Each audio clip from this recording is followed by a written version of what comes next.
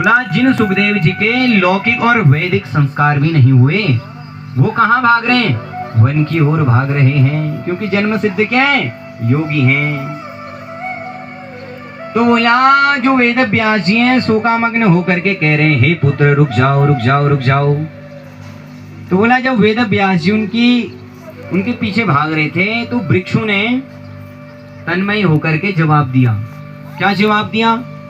कहा हे वेद व्यास जी, बोला कि आप सकल संसार को वेद का ज्ञान देने वाले हैं, आप निवृत्ति पारायण हैं, बोला फिर भी आप मोह से युक्त होकर के बेटे के पीछे भाग रहे हैं। तो कह रहे हैं हे वेद व्यास जी, वृक्षु ने कहा वृक्षु ने कहा हम अपने फल को जन्म देते हैं, पर वो फल क्या हो जाते हैं? हमसे दूर हो जाते हैं। उस फल को कौन ले जाता है? उस फल को ये जीव पाता है और उनका ध्यान भी नहीं रखता है। ये जीव ऐसा है, इतना स्वार्थी है, ये स्वार्थी जीव इतना स्वार्थी है, क्या बतलाएं? का परोपकारार्थ फलंति वृक्ष जो होते हैं परोपकार के लिए फल देते हैं, है कि नहीं? तो बोला उन वृक्षों ने कहा कि हे वेद व्यास जी, बोला हम अपने फल को क्या दे देते हैं?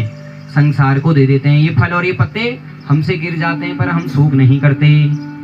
तो बोला उसी प्रकार से हे वेद व्यास जी तुम भी शोक मत करो। क्यों? क्योंकि जो तुम्हारे बालक हैं ये कोई सामान्य नहीं है।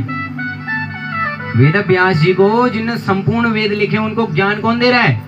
वृक्ष ज्ञान दे रहे हैं, प्रकृति ज्ञान दे रही है, और वास्तव में प्रकृति ज्ञान भी देती है। कभी देखना आप अजमा करके, जब आपको लगेगा कि अब कुछ उत्पाद होने वाला है, काल आने वाला है, तो प्रकृति भी जवाब दे देगी।